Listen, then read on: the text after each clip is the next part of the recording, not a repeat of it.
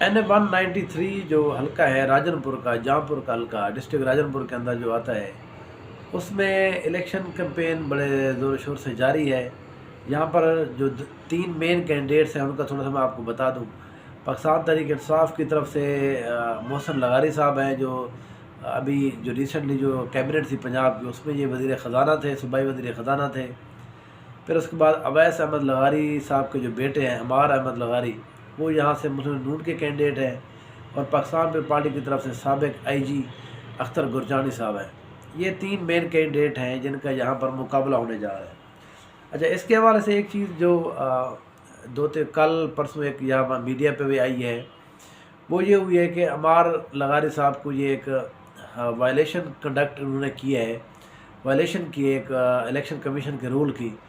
तो उसके हवाले से उनको कहा गया कि आप ये वायलेशन ना करें। इन्होंने फिर उसका एक जवाब भी दिया, लेकिन वो पे एक्सेप्ट नहीं हुआ। वो क्या थी वो मैं आपको ज़रा बता देता हूँ।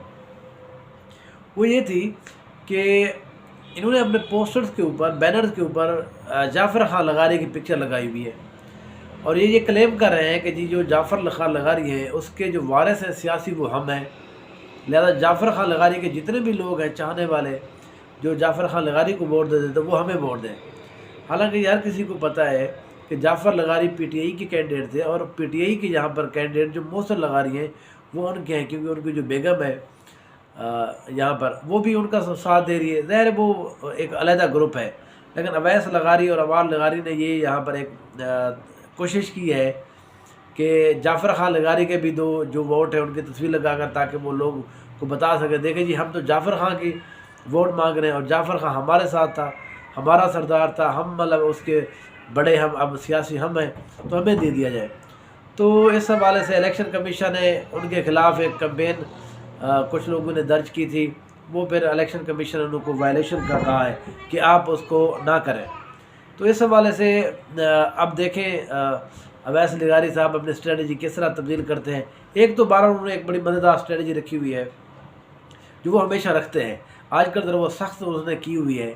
वो ये है कि जी जो बंदा आपको वोट नहीं दे रहा, आपको प्रोग्राम नहीं दे रहा, ज़ाहिर आप वफाक के अंदर बैठे हुए हैं, पंजाब के अंदर भी आलमोस्ट आप ही बैठे हैं, तो उसके खिलाफ़ पर्चा करा दो। तो धड़ाधड़ यहाँ पर पर्चेबाजी चल रही है अवैस लगारी की तरफ से।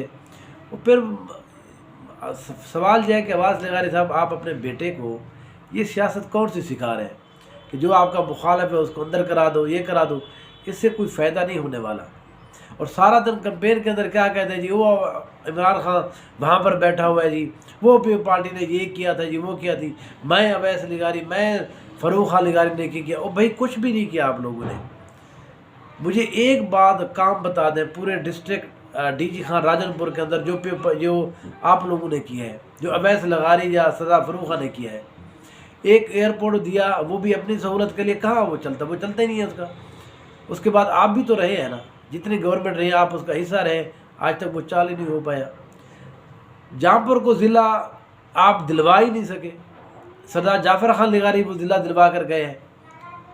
अच्छा, ये कोट छुट्टा अगर DG खान की बात करें तो उसके अंदर आप तहसील ही नहीं बनवा पाए कोट छुट्टा को, वो सैफुद्दीन खोसा बनवा कर गया था, खोसे बनवा कर गए थे। DG खान के अंदर एक यूनिवर्सिटी है, उसका नोटिफिकेशन तो गो के 2013-14 में हो गया था, लेकिन उसके अंदर गधे बंधे होते थे वहाँ पर। वहाँ अब जाके देखें आपको लगता है कि आप कोई लेवल के आप यूनिवर्सिटी के अंदर आ गए। इतने अच्छी वहाँ पर चीज़ें बन गई हैं, डिपार्टमेंट बन गए हैं, हॉस्टल बन रहे हैं।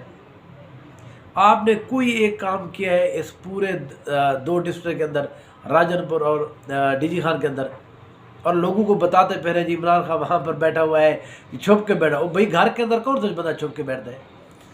वो बनी गाला में बैठता है तो आपके घर के अंदर आके बैठता है। आप कहते हैं जी जब बनी गाला में छुप गए, वो अपने घर तमाम पार्क में छुप के बैठे, तो आप कौन से बॉर्डर पे खड़े हैं सर?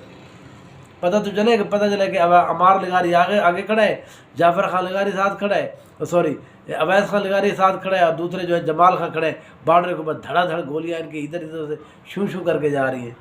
वो सर सियासी तौर के ऊपर आपने ये बताना है कि आपने काम क्या किया है।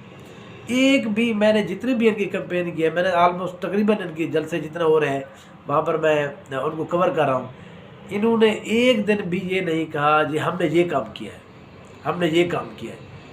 काम है ही नहीं आपका।